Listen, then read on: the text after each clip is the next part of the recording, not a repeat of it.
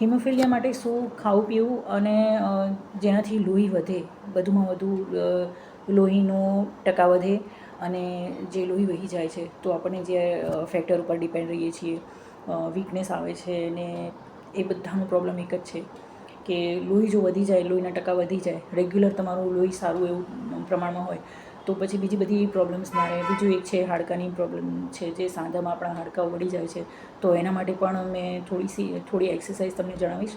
પણ સૌથી પહેલાં તો આપણે જાણીએ કે પીવા માટે શું લઈએ જે રેગ્યુલર કે જેનાથી લોહીના ટકા વધે. ગળો છે બેસ્ટ છે. તો ગળો જે લીમડાની ફરતે વીંટળાયેલું હોય જે વેલ ગળાની, તો એ બહુ સારી હોય છે. ગિલોય કે જેને ગુજરાતીમાં આપણે ગળો કહીએ છીએ, તો અગર એ મળી જાય તો ઠીક છે. અદરવાઇઝ તમે જે પ્લાન્ટ જે નર્સરીમાંથી તમે લાવી શકો તો પણ એને ઘરે વાવીને, કારણ કે આ રેગ્યુલર પીવું પડશે તમારે, તો તમારા લોહીના ટકા બહુ જ સારા પ્રમાણમાં વધશે. જો લોહીની કમી નહીં હોય તો તમને જે બીજી બધી તકલીફો થાય છે એ પણ આપણે અવોઇડ કરી શકીશું. મેઇન વસ્તુ છે કે લોહીના ટકા વધારવાના છે આપણે, તો આપણે મેઇન વસ્તુને જ આપણે ફોકસ કરીએ. તો ગળાનું એક ગળો જે છોડ છે એ લાવી લઈએ ઘરે અને એને સારું એવું ગ્રો કરીએ. 2-3 કુંડા લાવી દેજો તમે, જેથી કરીને રોજ ખાવું છે તો એને સારી રીતે રોજ એનો રસ પીવાનો છે. તો એની વેલને કાપીને એકાદ મુઠ્ઠી જેટલી વેલ કાપવાની છે અને રાત્રે એને પલાળી દેવાની છે. 1 ગ્લાસ પાણીમાં પલાળી દો. પલાળ્યા પછી સવારે એને અડધો ગ્લાસ થાય ત્યાં સુધી ઉકાળો, એટલે ગળો તો અંદર હશે જ કાપેલા જે વેલ છે એ, અને એની સાથે અડધો થઈ જાય, પાણી ઉકળી જાય ત્યાં સુધી એને ગરમ કરો, ઉકાળો અને એના પછી ગાળીને અને એ પી લેવાનું છે. તો એનાથી શું થાય છે કે આપણે જો બ્લડમાં પ્લેટલેટ્સના કાઉન્ટ્સ છે એ વધે છે, લોહીના ટકા વધે છે અને જે નબળાઈ છે એ દૂર થાય છે. અને આની તાસીર ઠંડી છે એટલે તમને એવું પણ નથી, ગમે તે સિઝનમાં પી શકો છો તમે. ઓકે, ગળો, એલોવેરા અને બીજું શું હતું, આમળા. ઓકે, આમળા પણ પી શકો છો. અગર તમને બહુ કંટાળો આવતો હોય કે આ બધી વસ્તુ ક્યાં અવેલેબલ કરવી, તો આમળાને છે ને જ્યારે પણ આમળાની સિઝન હોય ને, આઈ થિંક 3 થી 4 મહિના તો આમળાનો રસ પી શકીએ છીએ. તો 1-2 આમળા લો ને તો 1 ગ્લાસ પાણી લઈને અને આમળાને ઝીણા ઝીણા કાપીને અને મિક્સરમાં વાટી લો અને એનો રસ પી શકો છો. 1-2 આમળામાં 1 ગ્લાસ જેટલું પાણી, અને ડેલી એ પીઓ. તો જો તમારી આંખો માટે તો સારું છે, સ્કિન માટે પણ સારું છે અને સૌથી વધારે સારું આપણા લોહીને શુદ્ધ કરે છે અને લોહી વધારે છે આપણે. તો આમળો બહુ જ સારો છે. સિઝન આવે ત્યારે આમળો ચોક્કસ લેવો. અને વિધાઉટ એની સિઝન પણ તમે જો આપણે હિમોફિલિયા છે તો ડેલી તમે છે ને શું કરો કે રેગ્યુલર તમે છે ને આમળાને જો મુરબ્બો છે ને એ લાવી લો. સિઝનમાં તમે મુરબ્બો ઘરે જ બનાવી લેજો આમળાનો. અને જેમ આપણે પેલું ખાઈએ છીએ ને, શું કહેવાય, કેરીનો છૂંદો, તો એવી રીતે છે ને આમળાનો મુરબ્બો કોઈ રીત જોઈ લેજો તમે ને એ બનાવી લેજો. ને 12 માસ દરરોજ તમારે આટલું 1 ચમચી કે 2 ચમચી દરરોજ એ ખાવાનું છે. લોહી માટે એ બહુ જ સારું છે. તો ગળો, આમળાનું કીધું, એલોવેરા પણ શરીરમાં બહુ એનર્જી આપે છે અને એનું પણ જ્યુસ જો આટલું એવું તમે કટકો હશે ને, એલોવેરા જો તમારે ઘરે હોય તો એને છાલ કાપીને, જો એનું જે કર હોય છે એ ઉતારીને એને મિક્સ કરી પાણીમાં થોડું બ્લેન્ડરમાં કે મિક્સરમાં ફેરવીને એનું પાણી પણ પી શકો છો. પણ બેટર છે સૌથી વધારે મને તો એક વસ્તુ બહુ ગમી કે ગળો જે છે એનો છોડ લાવીને જે મેં તમને રીત કરી એ પ્રમાણે દરરોજ પીઓ. તમારા લોહીના ટકા વધશે. નિયમિત સેવન કરશો ને તો તમારા લોહીના ટકા એટલા સરસ રેગ્યુલર થઈ જશે અને પ્લેટલેટ્સના કાઉન્ટ્સ પણ વધી જશે ને તમારે જે બીજી બધી પ્રોબ્લેમ્સ હશે ને એ થશે જ નહીં, કારણ કે શરીરમાં ભરપૂર લોહી વધી જશે. તો બીજી કોઈ તકલીફ નહીં થાય. અને આપણે સાંધા જે છે ત્યાં આગળ જે સોજા થાય છે, અચ્છા, દાંતમાં જે લોહી આવે છે, નાકમાં લોહી આવે છે, તો શું કરજો, 1 ગ્લાસ પાણીમાં છે ને 2 ચમચી જેટલી ફટકડીનું પાવડર ઉમેરીને એને ઉકાળજો થોડું, અને ઉકાળ્યા પછી એક બાટલીમાં, કાચની બાટલીમાં ભરીને મૂકી દેજો.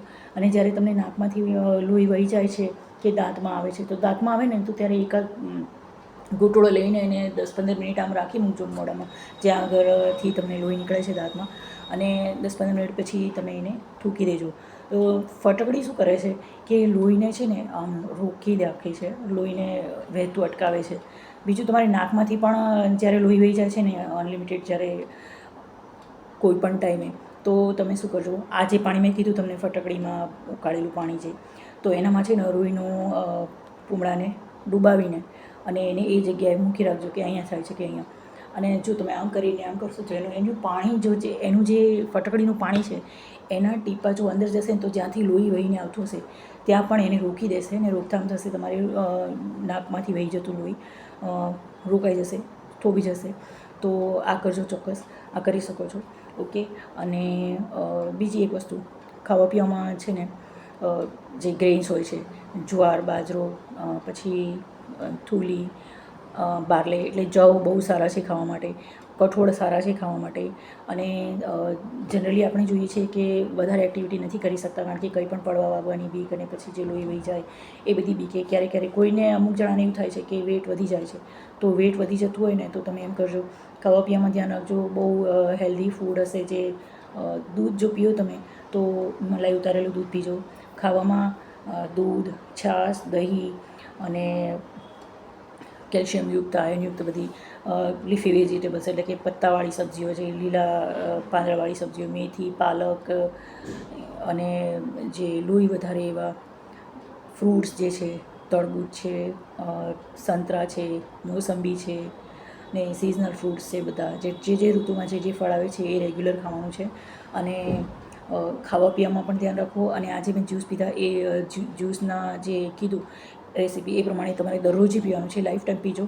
અને બીજું કે તમારે દરરોજે હાડકાં જે વળી જાય છે ને વચ્ચેથી, તો એને શું કરવાની છે, હલકી ફૂલકી એક્સરસાઇઝ કરવાની છે. એને ધક્કો પણ ના લાગે કે એમાંથી બ્લીડિંગ આવી જાય, અને એ જે હાડકાં છે એમને એક્ટિવ રહે, તો એમાંથી કદાચ જે વળી ગયા હોય છે તો એમને તો મને આઈડિયા નથી, પણ આ રેગ્યુલર કરજો તો જેમને હજુ નોર્મલ છે, શરૂઆત છે, તો એમના હાડકાં કદાચ હોઈ શકે કે સાંધામાંથી વળે નહીં. તો એનું પણ હું અલગથી તમને જણાવીશ વિડીયો. અને એના માટે શું કરવાનું છે, તો ખાસ તમારે દરરોજ સવારે સૂરજના કુમળા કિરણો હોય છે ને જે, એની સામે અડધો કલાક ઊભું રહ્યું છે. અથવા તો જ્યારે તમને અગર સવારે ટાઈમ નથી મળતો તો દિવસમાં ગમે ત્યારે એકવાર સૂરજના તાપમાં 10 મિનિટ ઊભા રહો. આખા ઊભા રહી જજો જ્યાં સૂરજનું તડકું સીધું પડે તમારા પૂરા બોડી ઉપર, તો વિટામિન ડી તમને પૂરા શરીરમાં પૂરું મળી જશે. તો એનાથી પણ તમારા શરીરના હાડકાઓ જે છે એ મજબૂત રહેશે. તો આ વસ્તુ પણ દરરોજે કરજો. ઓકે. સિવાય કે તમારે વરસાદની ઋતુ હોય તો તમને નહીં મળે, બરાબર. આ રોજ કરવાનું છે. ઓકે. પ્રાણાયામ કરવાનું છે ડેલી. પ્રાણાયામ અડધો કલાક, સવારે અડધો કલાક, સાંજે અડધો કલાક. ધીમે ધીમે વધારી પણ શકો છો, 1 કલાક પણ કરી શકો છો. એ પણ બહુ જ સારું છે. શરીરને પૂરતું ઓક્સિજન મળે છે, જેનાથી લોહીનું જે સર્ક્યુલેશન વધે છે અને બીજી બધી પણ તકલીફો દૂર થાય છે. તો પ્રાણાયામમાં આપણે અનુલોમ વિલોમ અને કપાલભાતિ બંને કરવાના છે. તો શરૂઆત કરજો 5-5, 10-10 મિનિટ, 15 મિનિટ, પછી અડધો કલાક સાંજે, અડધો કલાક સવારે અનુલોમ વિલોમ અને ભસ્ત્રિકા. અનુલોમ વિલોમ હું તમને કરીને બતાવું છું અત્યારે જ. ઊંડો શ્વાસ લઈને શ્વાસ રોકી રાખવાનો છે.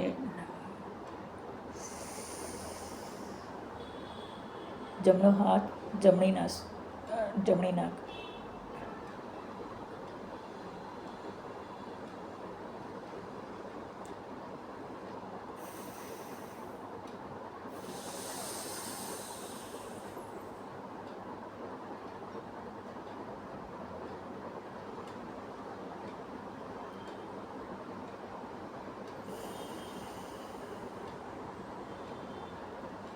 ઓકે. જમણી બાજુએ દબાવવાનું છે અને ડાબી બાજુથી નાસિકાથી શ્વાસ લેવાનો છે. પછી ડાબી નાસિકા બંધ કરીને જમણી નાસિકાથી શ્વાસ છોડવાનો છે. તો આ રીતે આપણે અનુલોમ વિલોમ કરવાનું છે. ઓકે. 15-20 મિનિટ તમારાથી જેટલું બને એટલું. અને ધીમે ધીમે છે ને શ્વાસ રોકવાનું, વધારવાનું છે. એકદમથી તો તમને નહીં ફાવે. ઓકે. અને કપાલભાતિ એ પણ બતાવી દઉં. એના 3 આવર્તન કરવાના છે. 11-11ના 3 આવર્તન.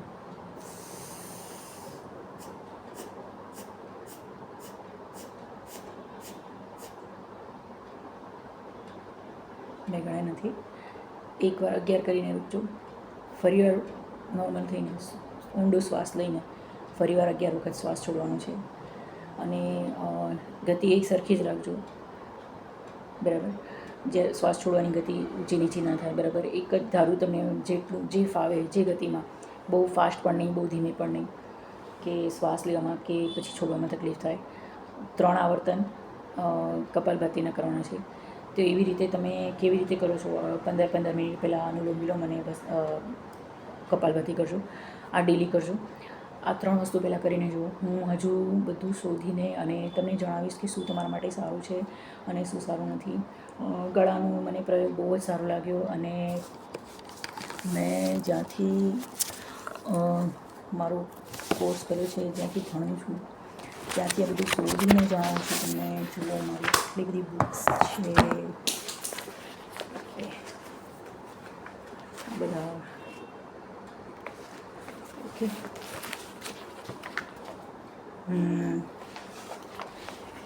ઓકે. તો આ બધું જોઈને, વાંચીને અને સમજીને કે શું બેટર રહેશે આપણા માટે, તો એ જણાવ્યું છે મેં તમને. તો ચોક્કસ તમે ગળાનો પ્રયોગ શરૂ કરી દો, ઘરમાં 2-3 પ્લાન્ટ્સ લાવી દો અને આ પ્રયોગ ડેલી કરો. અને આઈ થિંક હું તો કહું છું તમને લાઈફ ટાઈમ કરો તો બહુ ફાયદો રહેશે. ખાવા પીવામાં ધ્યાન રાખો. સૂર્યનું મેં કીધું તમને, વિટામિન ડી જરૂર લો, સનબાથ. ઓકે, ગળાનો રસ પીઓ. બીટરૂટ, ગાજર અને અનાર એટલે કે દાડમ, ત્રણેયનો રસ પીવાનો છે. એનાથી હિમોગ્લોબિન બહુ જ સરસ રીતે વધે છે. તમારે છે ને શરીરનો લોહીના ટકા કોઈ દિવસ ઘટવા જ નથી દેવાના, તો તમને બીજી કોઈ તકલીફ નહીં આવે. ઓકે, તો જરૂરથી આ 3 વસ્તુનો રસ કીધું મેં, ગળાનો રસ કીધો, બીજું ફટકડીનું પાણીનું કીધું મેં, એ બનાવીને નાખી મૂકજો તમે. નાકમાંથી, દાંતમાંથી લોહી આવે કે ગમે ત્યાંથી લોહી આવે, તમે કે રૂ આપણે ડૂબાઈ અને એનું ત્યાં લગાવી દેવાનું છે, થોડી વાર પકડી રાખવાનું છે, એ કરજો તમે. બાકી તો જ્યારે તમને ઇન્ટરનલ બ્લીડિંગ થાય છે, અંદર જ્યારે લોહી વહી જાય છે, સોજા હોય છે, તો તમે બરફ લગાડો જ છો, પણ આ ફટકડીવાળું પણ એકવાર કરીને જુઓ. જરૂરથી કરજો. મેં બહુ જાણીને, વાંચીને ને સમજીને અને તમને જણાવ્યું છે, તો પ્લીઝ જરૂર ટ્રાય કરજો. તમને શું કંઈક ફાયદો થયો છે કે નહીં મને કહેજો. ઓકે.